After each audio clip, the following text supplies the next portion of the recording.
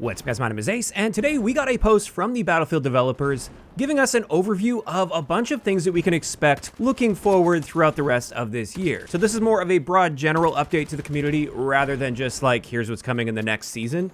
And there's actually quite a bit of information revealed here that I wanted to go over, and some really good news, even though I know for a lot of people it's already too late. So let's dive right into this, and we'll start it off with what they've announced for Season 3 now. Obviously, the first big thing that they've already officially announced in the past, like we know this is coming. They've been testing it in Battlefield Labs. There's been plenty of gameplay leaks. Goal Mode Railway is coming back, or they're calling it Railway 2 Goal Mode, because it's not exactly a one-to-one remake. They have made a bunch of adjustments to it, but that will be coming with Season 3, and they did confirm this is 4 times the size of Mirak Valley.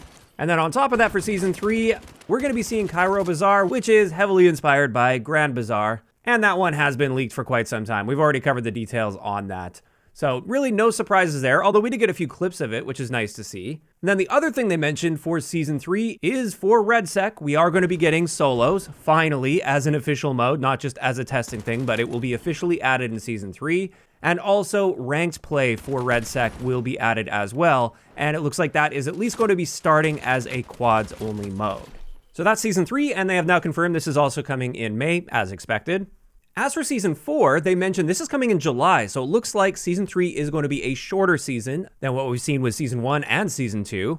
And for Season 4, this is going to be heavily based on naval warfare, and we have had some recent leaks as well that suggested that naval warfare is coming. We didn't know a timeline on it, but it wasn't a big stretch to assume that it was going to be Season 4. So there was like a jet ski that was leaked, for instance. And for this, we're going to be getting 2 maps. One of them is a brand new map, Suro Reef, whereas the other is Wake Island. It is going to be returning.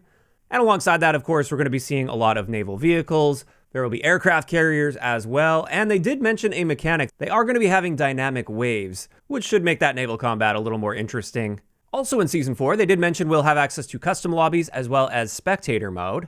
And now let's talk a little bit about Season 5. We obviously didn't get as much information on Season 5. They just sort of teased it. And they mentioned this is coming in fall. So no official release window or even the month that this is going to be releasing, just in fall sometime. And the first thing they pointed out is we are going to be getting 3 maps in Season 5 rather than just 2, which is what we'll be seeing every season until Season 5, unfortunately.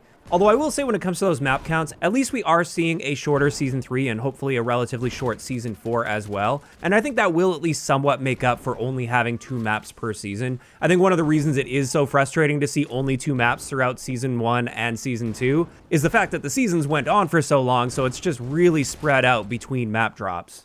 And so honestly, for Season 3, only having 2 maps isn't as frustrating, knowing that the season is only going to be about 2, maybe 2.5 months long. But it will be nice to see in Season 5 that we are getting 3 maps total.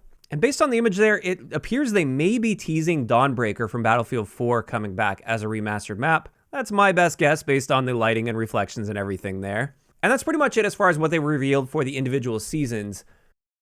Next, let's talk about some other features that they've announced that are coming this year. So before 2027, we are going to be getting a server browser and persistent servers, finally. This is one of those things where they were bombarded with feedback about this leading up to the release of the game, and they kept pushing back against it and pointing to the fact that Portal would be there and that offers this for us. But as expected, it just wasn't a proper replacement for an actual regular server browser and persistent lobbies. And it was just like they didn't get it. They weren't understanding the feedback and why it was so important. Well, now it looks like they're finally learning on that, and we are going to be getting the server browser and persistent servers by the end of the year. Hopefully sooner rather than later, but I'm not going to be holding my breath on that one. And that's honestly like my #1 most requested thing for this game right now, so I'm happy to see that it is coming eventually at least. Additionally, leaderboards will be coming in 2026. As I mentioned, that spectator mode, that's also coming in Season 4. In addition to that, we're going to be getting platoons to the game, which will be nice. That's basically clans for anybody unfamiliar. Then they also mentioned proximity chat would be coming. And then, of course, we are going to be seeing combat tuning, tuning to soldier visibility, matchmaking tuning, which is very important, I feel, especially if we're going to be waiting a while for that server browser to actually come to the game. I think we really need to see adjustments to that to reduce reliance on bots filling matches. I do feel that is a matchmaking issue far more than a player count issue. Obviously, it goes hand in hand, but that's something that I think could be solved with matchmaking improvements. And then another thing they did mention is they're actually going to be making adjustments to New Sobek City as well as Blackwell Fields. And those are often pointed to as like the worst maps in the game. So it's nice to see that they are willing to take a look at the existing experiences and make adjustments to those. And that's pretty much it as far as what they revealed today. And when it comes to all of my thoughts on this, I do want to start this off by saying that I'm still enjoying Battlefield 6. I'm playing it fairly often, and I'm still having a good time with it, and I do feel they've been making some incremental steps in the right direction. And so I genuinely think the game has been getting a little bit better over time.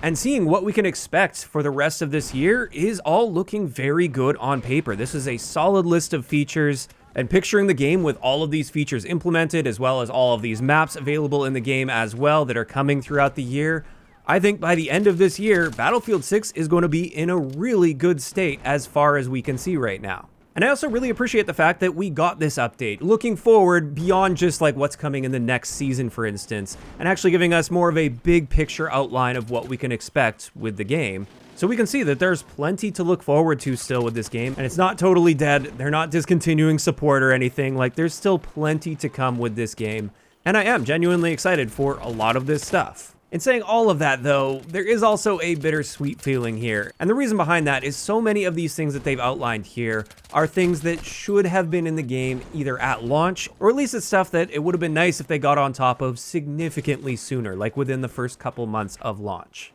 It almost feels like the game's finally going to be actually complete about a year after it officially launched, and we're already at the point where a huge portion of the player base is gone, and they're not coming back. And there was so much initial hype and interest in this game, and it could have been so much more if we would have had even just a handful of these features that we aren't going to be seeing until maybe a year after it released. And I totally understand that game development isn't easy, and managing a game at this scale is also not an easy task. But from the player's perspective, it just feels like it's taking way too long to get on top of like basic feedback, some of which was provided before the game released. And when I say that, I'm not just referring to the things that they've outlined here that we're seeing throughout the rest of the year, but even stuff that they just like recently fixed with recent updates, for instance. I can't help but have a constant feeling of that's too little too late for so many people out there. And it's just unfortunate that they didn't get on top of things fast enough to maintain that momentum and that hype that they had early on. But ending it on a positive note, as somebody that is still playing the game and is still interested in the game, and I know there's still plenty of people out there that are, I think this roadmap that we're expecting throughout the year is looking good, and I'm really looking forward to a bunch of the things they've outlined here, not just when it comes to the content, but also the features. Now, of course, those are just my thoughts, and I'd love to hear from you guys in those comments down below. How are you feeling about everything they've outlined today? Does this get you really excited for the rest of the year with Battlefield 6? Is there anything in particular that you're looking forward to the most? And I'm also curious, if you're somebody that has fallen off with Battlefield 6 and you just haven't really been playing it much, if at all, lately, do you see yourself returning after seeing what's outlined here? Just let me know down below. If you enjoyed the video, a like rating is always appreciated, and don't forget to subscribe for more if you haven't already. I'll talk to you guys next time.